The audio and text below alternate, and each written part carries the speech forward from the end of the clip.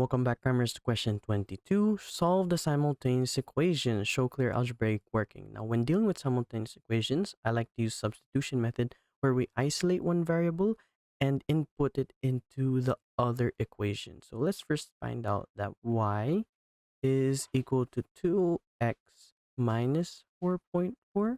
And now that we have y, we can substitute it into this equation to find x. So we have 5x plus 4y, which we found to be 2x minus 4.4, is equal to negative 2.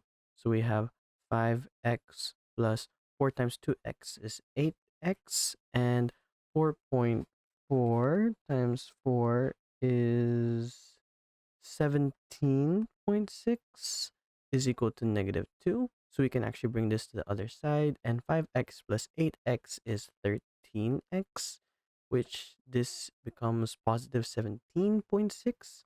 So subtract 2 will just be 15.6.